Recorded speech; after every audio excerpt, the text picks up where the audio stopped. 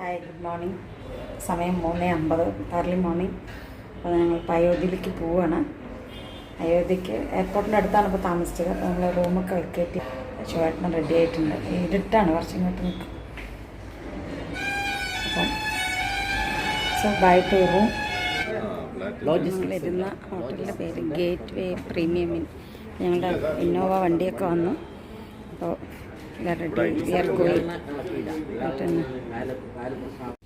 അങ്ങനെ ഞങ്ങൾ കെമ്പേഗൗഡ എയർപോർട്ടിലേക്ക് എത്തി. International airport. പക്ഷെ ടേമിനൽ ഡൊമസ്റ്റിക് ടെർമിനലാണ്. നല്ല പൂക്കളൊക്കെ ഉണ്ട്. പക്ഷെ ഇത്രയും പുലർച്ചെ ഒന്നും കാണാൻ പറ്റില്ല. സോ ചേച്ചി, ഗുഡ് മോർണിംഗ്. Good morning. വിഷുവായിട്ട് ഞാനും ചേച്ചി അങ്ങനെ 4 വണ്ടിയുണ്ട്. വണ്ടിയിലാണ് നമ്മൾ ടെർമിനൽ 1ലേക്കാണ് പോകുന്നത്.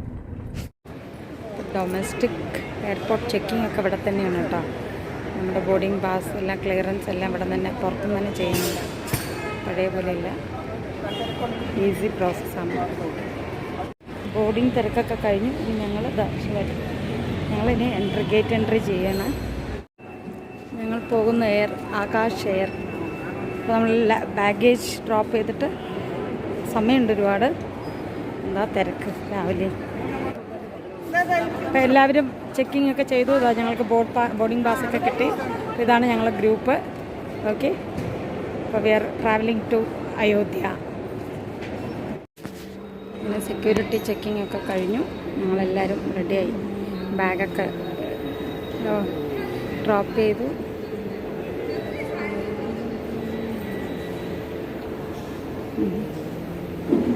സുരേട്ടനും മുഷ്ചേച്ചിയും വരുന്നു. ഞാൻ ലോഞ്ചിൽ വന്നു. നമുക്കറിയാം പ്രയോറിറ്റി കാർഡ്സ് ഉണ്ടെങ്കിൽ നമുക്ക് ലോഞ്ചിൽ വരാം. നമ്മൾ ലോഞ്ചിൽ വന്നു. ലോഞ്ചിൽ കണ്ടു ലോഞ്ച് ഫെസിലിറ്റീസ് ഉണ്ട്. അപ്പം പ്രയോറിറ്റി കാർഡ്സ് ഉണ്ടെങ്കിൽ, ഇൻ്റർനാഷണൽ കാർഡ്സ് ഉണ്ടെങ്കിൽ നമുക്ക് ലോഞ്ചിൽ വരാം. ലോഞ്ചിൽ ഒരുപാട് ഐറ്റംസ് ഉണ്ട് കേട്ടോ.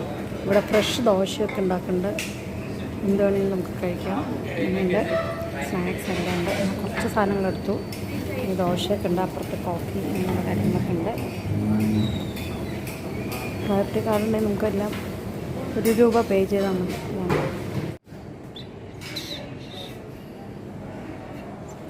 ഫ്ലൈറ്റിൽ കയറാൻ പോവാണ്. ഇഷ്ടംപോലെ ഫ്ലൈറ്റ്സ് ഉണ്ട് കേട്ടോ. വൈബ്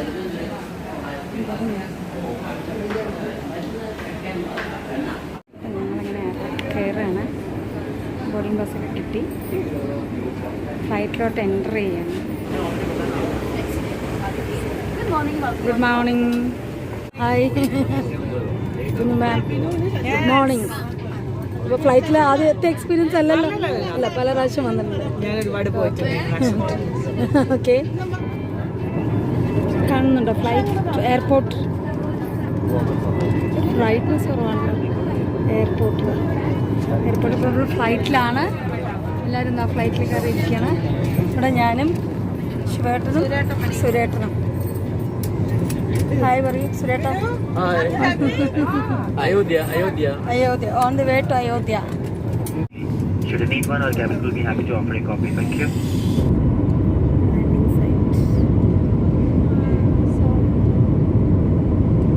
ഞങ്ങളെ ഫ്ലൈറ്റിൽ നിന്ന് എല്ലാവരും ഇറങ്ങുകയാണ്. ഫ്ലൈറ്റ്സ് ഇറങ്ങി സീറ്റൊക്കെ കാലിയായി. എല്ലാവരും ഫ്ലൈറ്റിൽ നിന്നൊക്കെ ഇറങ്ങുകയാണ്. നമ്മൾ വന്ന ഫ്ലൈറ്റ് ഇതാണ്, ആകാശ എയർ. ഇതാണ് നമ്മൾ വന്നപ്പോഴത്തെ ഫ്ലൈറ്റ്.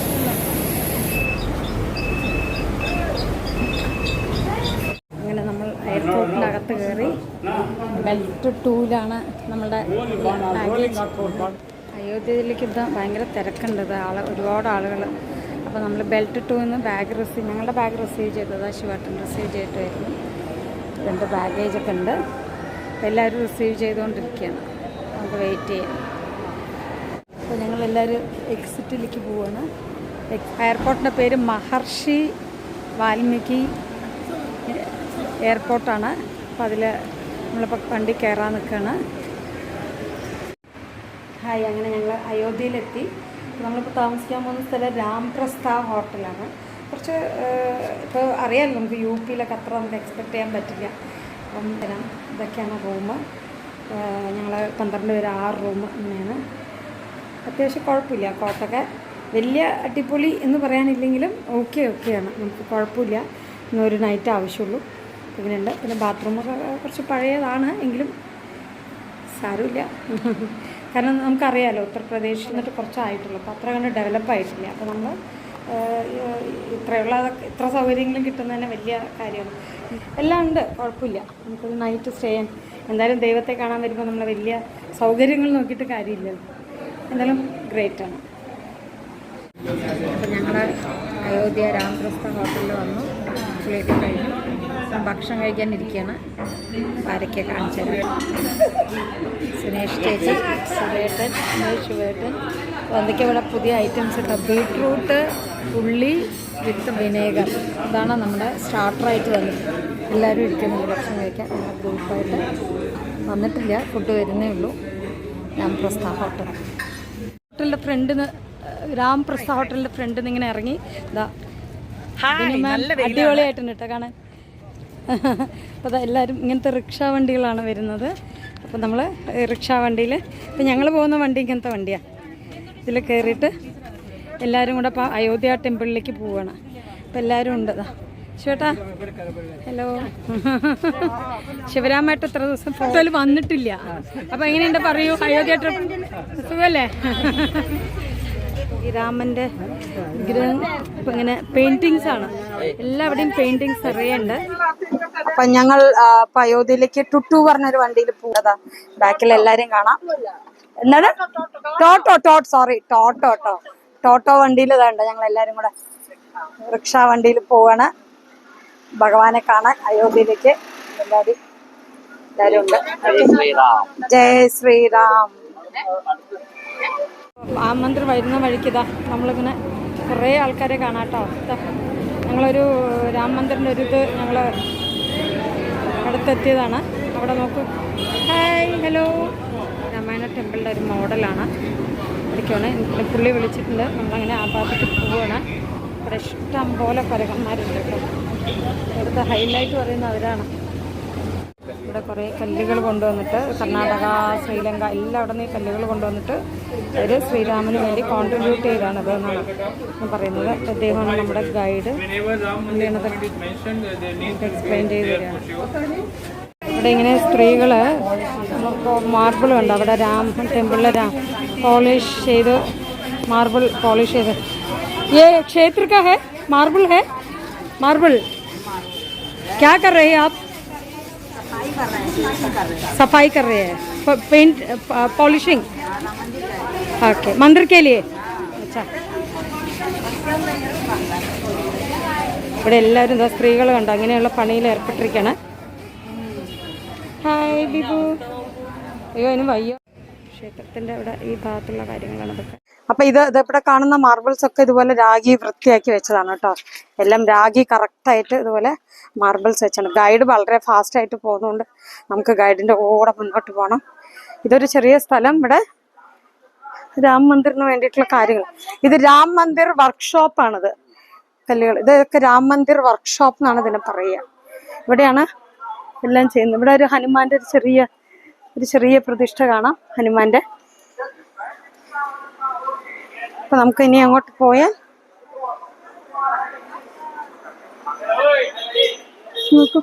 നോക്കൂ ഇവിടെ നമ്മുടെ പൂർവികർ ഹനുമാൻജി. ഒരു ദേഷ്യമില്ല അല്ലെ, നമ്മളെ ഒന്നും ഉപദ്രവിക്കുന്നൊന്നുമില്ല. വളരെ ഭംഗിയായിട്ട് അവരുടെ കാര്യം ചെയ്യുന്നുണ്ട്.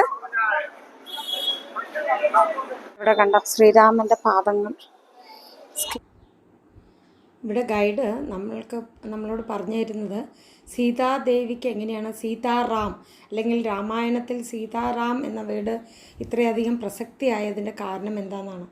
വിവാഹം കഴിഞ്ഞ് സീതാദേവി അയോധ്യയിൽ വന്നപ്പോൾ സീതാദേവിയോട് ആദ്യമായി ആവശ്യപ്പെട്ടത് നല്ലൊരു ഭക്ഷണം ഒരുക്കാനാണ്. വളരെ ചെറിയ കുട്ടിയായ സീതാദേവിക്ക് പരിചയമില്ലാത്തൊരു കാര്യമായതിനാൽ സീതാദേവി അന്നപൂർണേശ്വരിയെ പ്രാർത്ഥിക്കുകയും വാരണാസിയിൽ നിന്ന് അന്നപൂർണേശ്വരി ഇവിടെ വന്ന് സീതാദേവിക്ക് വേണ്ടി വളരെ നല്ലൊരു ഭക്ഷണം ഒരുക്കുകയും ചെയ്തു. അത് കഴിച്ച് എല്ലാവരും സന്തുഷ്ടരാവുകയും കൈകേയി മാതാവ് ഒരു കൊട്ടാരം സമ്മാനിക്കുകയും സുമിത്ര മാതാവ് ഒരു വൈഡൂര നെക്ലസ് സമ്മാനിക്കുകയും ഇതിൽ സന്തുഷ്ടനായ ദശരഥ മഹാരാജ സീതാദേവിയോട് എന്ത് വേണമെങ്കിലും ചോദിച്ചാൽ ഞാൻ തരാം ചോദിച്ചു എന്ന് പറഞ്ഞപ്പോൾ സീതാദേവി പറഞ്ഞു, ഞാനൊരു പ്രിൻസസ്സാണ്, എനിക്ക് വേറെ കാര്യങ്ങളിലൊന്നും ആഗ്രഹമില്ല. എൻ്റെ ആഗ്രഹം എൻ്റെ നാമം എപ്പോഴും ശ്രീരാമനോടുകൂടി ചേർന്നുണ്ടാവണം എന്നാണ് പറഞ്ഞത്. അപ്പോൾ ദശരഥ മഹാരാജാവാണ് പറഞ്ഞത്, ഇനി മുതൽ രാമൻ്റെ പേരിലല്ല അറിയപ്പെടുന്നത്, സീതാറാം എന്ന പേരിലാണ് അറിയപ്പെടുക. ഇനി മുതൽ ആര് പറയുമ്പോഴും സീതാറാം എന്നാണ് പറയുക. അത് ഉമാമഹേശ്വരി, ലക്ഷ്മി നാരായൺ എന്നൊക്കെ പറയുന്ന പോലെ ഇനി മുതൽ ശ്രീരാം സീതാറാം എന്ന പേരിലാണ് ഇനി അറിയപ്പെടുക. ഇവിടെ ഒരു സ്വാമിയുണ്ട്. അദ്ദേഹത്തിൻ്റെ കാലിൽ തൊട്ട് നമസ്കരിച്ച് എല്ലാവരും അദ്ദേഹത്തിൻ്റെ അനുഗ്രഹം മേടിക്കുകയുണ്ടായി. Back in 1990, when the movement Kar Seva started to demolish the mosque and rebuild the temple, the state government didn't allow them to come. It was curfew. There was no bus, no train for Ayodhya.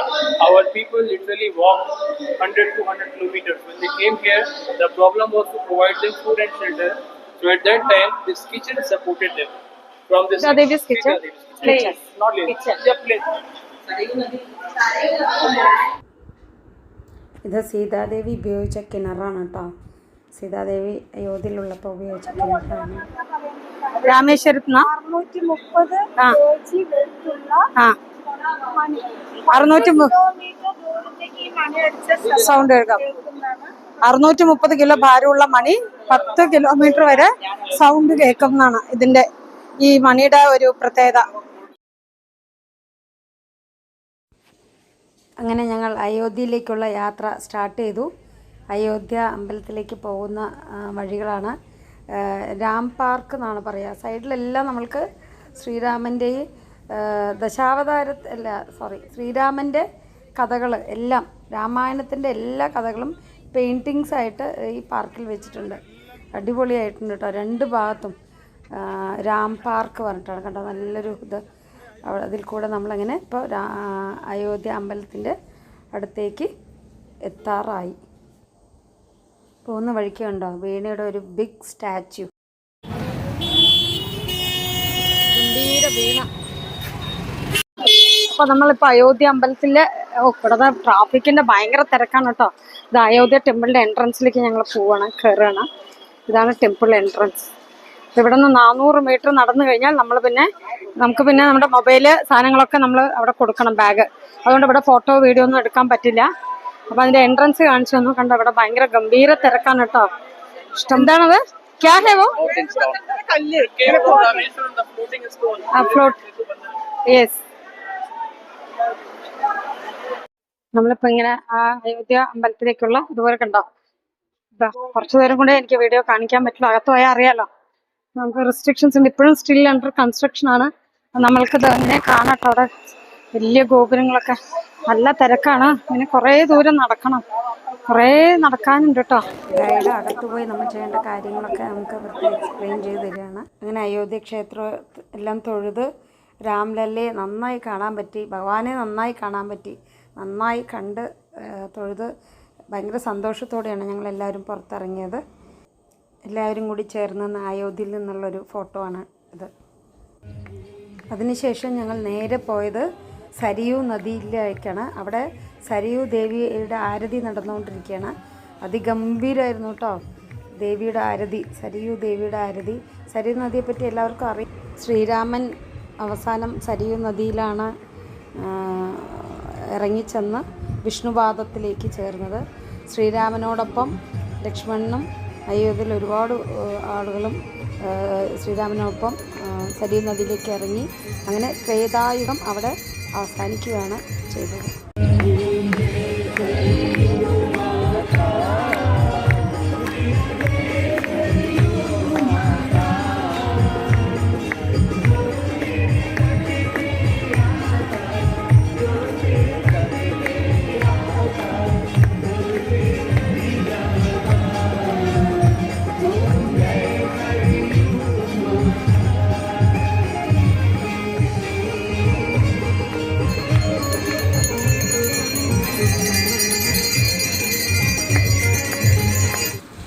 അതിനുശേഷം സരിയൂ നദി കാണുന്നുണ്ട്, ഇരുട്ടത്ത് നദി ഇങ്ങനെ ഒഴുകുന്നുണ്ട്. നദീതീരത്ത് ശിവലിംഗം ഉണ്ട്. നമ്മളെല്ലാവരും ശിവലിംഗത്തിൽ ഗംഗാനദി സരിയൂ നദിയിൽ നിന്നും വെള്ളം അഭിഷേകം ചെയ്യുകയാണ്. വെള്ളം എടുത്തിട്ട് അഭിഷേകം ചെയ്യുകയാണ്.